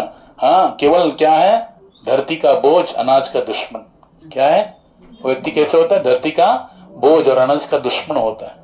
इसलिए यहां ब्रह्मा जी कह रहे हैं, क्या कहते हैं, देखो सुनो, भगवान क्या करते हैं, हमारा शरीर हार्ड मांस का है, इससे दुर्गंध निकलती है, लेकिन भगवान का शरीर कैसा है, ईश्वर परम कृष्ण सच्चिदानंद विग्रह, अनादिरादिर गोविंद सर्व कारण कारणम। ब्रह्मा जी कहते भगवान का शरीर कैसा है, यस्य प्रभा प्रभवतो जगदंड कोटिश्वशेष वसुधादि विभूति भिन्नम, तद ब्रह्म निष्कलमनंतम अशेष भूतम, गोविंदमादि पुरुषम तमहम भजामि। ब्रह्मा जी वर्णन करते हैं, मैं उस गोविंद की सेवा करता हूं जिनका दिव्य शारीरिक तेज जो ब्रह्म ज्योति के नाम से प्रसिद्ध है। भगवान का शरीर से क्या निकलता है, दिव्य तेज, इतना प्रकाश निकलता है, उसी को क्या कहते हैं, ब्रह्म ज्योति के नाम से प्रसिद्ध है, जो असीम है, जिसकी कोई सीमा नहीं है, अगाध है और सर्वव्यापी है, सब जगह व्याप्त है, और उससे असंख्य लोगों की सृष्टि होती है, वो असंख्य सृष्टियों का कारण है। क्या? ब्रह्म ज्योति। हाँ, और जिनमें नाना प्रकार की जलवायु, ऐसी सृष्टियां जिसमें क्या है, जलवायु और जीवन की दशाएं प्रस्तुत होती, दिखती है, प्रदर्शित होती है, ऐसी सृष्टियों के जो कारण है वो क्या है, भगवान के सगने से निकलने वाला तेज, जिसे ब्रह्म ज्योति कहते हैं। तो उस ब्रह्म ज्योति से क्या होता है, यहाँ पे ब्रह्मा जी कह रहे कैसे सृष्टि करते ठाकुर जी, अपने तेज के द्वारा। बताओ क्या शक्ति है ठाकुर जी को, खुद को कुछ करना पड़ता है क्या? भगवान के शरीर से निकलने वाला इतना जो तेज है, उससे ही क्या हो रहा है, ठाकुर जी असंख्य ब्रह्मांडों की सृष्टि कर रहे हैं, और उसमें सारी व्यवस्था से युक्त। ऐसा नहीं है एकदम सूखा धुका, ऐसा नहीं, ना जलवायु है, ना पानी की सुविधा, ना लाइट की सुविधा, ऐसा नहीं, सब सुविधा से युक्त ऐसा ब्रह्मांडों की उत्पत्ति करते हैं भगवान अपनी उस ब्रह्म ज्योति से। अच्छा, ये ब्रह्म ज्योति के फिर स्रोत कौन है? भगवान ने गीता के 14वें अध्याय के 27वें श्लोक में कहा, हाँ, ब्रह्मणो ही प्रतिष्ठाहम। प्रभुपाद बता रहे हैं, भगवान कृष्ण गीता में कहते हैं उस ब्रह्म ज्योति का जो स्रोत है वो कौन है? भगवान कहते हैं मैं। जिस ब्रह्म ज्योति से सारी सृष्टियां प्रकट होती है, वो ब्रह्म ज्योति, वो तेज किससे निकल रहा है? कृष्ण से निकल रहा है कि नहीं? तो उस ब्रह्म ज्योति का कारण, मूल स्रोत कौन है? कृष्ण। कृष्ण से ब्रह्म ज्योति तेज निकल रहा है, और उस तेज से ही सारी सृष्टियां, असंख्य ब्रह्मांड उत्पत्ति हो रहे। तो इनडायरेक्टली सारे ब्रह्मांडों के उत्पत्तिकर्ता कौन हो गए? कृष्ण ही हो गए, है कि नहीं? इसलिए यहां पर ब्रह्मा जी कहते हैं कि देखो भगवान कैसे करते, अपनी ब्रह्म ज्योति से सारे असंख्य ब्रह्मांड प्रकट कर रहे हैं, लेकिन उस ब्रह्म ज्योति की प्रतिष्ठा हम कौन है? भगवान स्वयं है। इसलिए ईश्वर परम कृष्ण सच्चिदानंद विग्रह अनादिरादिर गोविंद सर्व कारण, सभी कारणों के मूल कारण कौन है? भगवान श्री गोविंद है, कृष्ण है। वो इस प्रकार से सृष्टि करते हैं। इसलिए नारद जी, भले मैं करने वाला दिखता हूं, लेकिन मैं करने वाला हूं नहीं। जैसे प्रभुपाद उदाहरण देते हैं, किसी बच्चे को गाड़ी चलाने की इच्छा है, क्या चलाना चाहते हैं? गाड़ी चलाना चाहता है, टू व्हीलर चलाना चाहता है। उसका पिता जानता है इसको क्या आएगा, इतना छोटा सा बालक है, उसका हैंडल नहीं पकड़ पाएगा, वो कैसे उसको करेगा, हैंडल करेगा? तो बताओ बच्चे को क्या करते, उसकी हट है तो पिता उसको क्या करता है, आगे जो बोनेट होता है ना उस पर बिठा देता है, और क्या करता है, आगे का जो हैंडल है उसका स्टील का जो पार्ट है उसको पकड़ लेता, और गाड़ी चलती है कि नहीं? चलाता कौन है बताओ? पिताजी चलाता है। उसको लगता है मैं ही चला रहा हूं, उसको क्या लगता है? और खिलखिला के हंस देता है, बड़ा खुश होता है वो कि देखो मैंने आज क्या चलाई, बोलो, गाड़ी चलाई। जबकि चलाने वाला कौन है? पिता चलाता है। वैसे ही ब्रह्मा जी कह रहे कि समस्त लोगों को लगता है कि मैं करता हूं, इसलिए भगवान ने कहा ना, प्रकृति क्रियमाणानि गुणे कर्माणि सर्वशा अहंकार विमूढ़ आत्मा कर्तामिति मन्यते। जो अहंकारी जीव होता है वो सोचता है मैं करता हूं इसलिए हो रहा है, अगर मैं नहीं करूंगा तो क्या होगा, मैं नहीं काम करूंगा तो क्या होगा, मैं नहीं जाऊंगा तो क्या होगा। अरे कुछ नहीं, अगर आप देखो भगवान पे विश्वास होगा ना, तो भगवान हर जगह हर व्यक्ति को सब कुछ देने के लिए समर्थ है।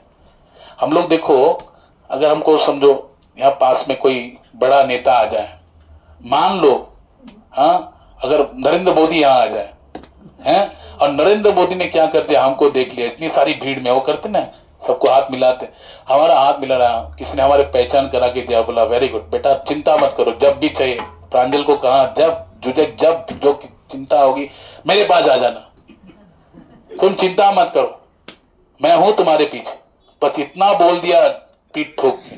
जबकि कभी आए वाले है बोल के चले गए। नेता मतलब नेता एक नेता, नेता दुने भाषण, नेता त्रिक आश्वासन, क्या है, आश्वासन देते हैं नेता, लेकिन पूरा करेंगे कि नहीं करेंगे नहीं। तो एक बड़ा नेता भी अगर किसी की पीठ ठोकर कह दे कि अरे मैं हूं, चिंता मत करो, जब भी दुख हो कुछ कष्ट हो मेरे पास आ जाना, जबकि वो कभी चांस देगा नहीं, उससे हम कभी मुलाकात भी नहीं कर पाएंगे, ना वो खुद हमारे पास आएगा, ना हमारे पास उसके पास अपॉइंटमेंट हमकी प्राप्त हो जाएगी, कुछ नहीं हो सकता। लेकिन फिर भी उसने पीठ पे हाथ रख दिया, बोल दिया, तो हम लोग इतने उत्साहित, ऐसे ऐड दिखाते हैं, नरेंद्र मोदी ने मेरा पीठ ठोका, हाँ? एक नरेंद्र मोदी ने पीठ ठोका तो हम इतना ऐड दिखा रहे हैं, लेकिन यहाँ जगतपति अनंत कोटि ब्रह्मांड के नायक कह रहे अनन्या चिंतयन्तो माम ये जना पर्युपासते तेषाम नित्याभियुक्तानाम योगक्षेमम वहाम्यहम्। भगवान खुद कह रहे हैं अरे तुम केवल मेरा नाम भजन करो, मेरा नाम जप करो, मेरा भजन करो, मैं सारा तुम्हारा भार वहन करूंगा, डरो मत, रक्षा करूंगा, जो नहीं है तुम्हें प्रदान करूंगा। बताओ अगर उन पर विश्वास रखकर कोई भजन करे तो क्या वो नरेंद्र मोदी की जैसा नहीं करेंगे, भगवान स्वयं आएंगे। भगवान सारी व्यवस्था अपने भक्त की करते, नहीं करते? भगवान सारी व्यवस्था करते। अगर उनको डाल दिया जाए ना तो हरि ऐसे व्यवस्था करेंगे कि आप अवाक रह जाओगे। ऐसे चमत्कार हमारे जीवन में घटित होंगे कि हम अवाक रह जाएंगे, आश्चर्यचकित हो जाएंगे कि कैसे हो गया ये कार्य। जो असंभव था वो भी संभव होने लगेगा, क्योंकि nothing is impossible for Krishna, everything is possible for Krishna. भगवान के लिए असंभव ऐसी कोई भी चीज इस विश्व ब्रह्मांड में नहीं है। भगवान सब कुछ करने में समर्थ है। जो सोचिए, प्रभुपाद यहाँ पे उदाहरण दे रहे हैं, जो इस वटवृक्ष के बीज को, है ना, इतना छोटा बीज होता है वटवृक्ष का, उसके अंदर इतना पूरा वटवृक्ष छिपा सकता है। हाँ सोचिए, तो क्या भगवान क्या नहीं कर सकते? ब्रह्मा जी कितना सुंदर बात बताते हैं, कहते हैं जैसे बीज होता है ना, बीज, उस बीज में वटवृक्ष होता है। माली क्या करता है? बोलो, माली क्या करता है? वटवृक्ष प्रकट करता है क्या? वो क्या करता है? केवल पानी से उसे सींचता है। उसका काम केवल इतना ही है, वो इतना ही कर सकता है और कुछ नहीं कर सकता। लेकिन उस बीज के अंदर वटवृक्ष वो प्रकट नहीं कर सकता, केवल सींचने का कार्य उसका है। या फिर वो अनेक, उससे कोई बीज बना सकता है स्वयं से? नहीं, स्वयं से कोई बीज उत्पन्न भी नहीं कर सकता माली। केवल वो बीज जो बोया है उसको केवल पानी से सींच सकता है। उसी प्रकार से ब्रह्मा जी कहते हैं कि मैं क्या सृष्टि को प्रकट करूंगा।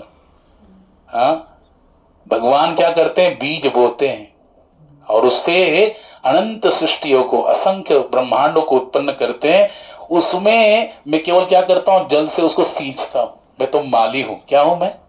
माली हूं, मालिक नहीं हूं। मैं तो माली हूं और भगवान मालिक है।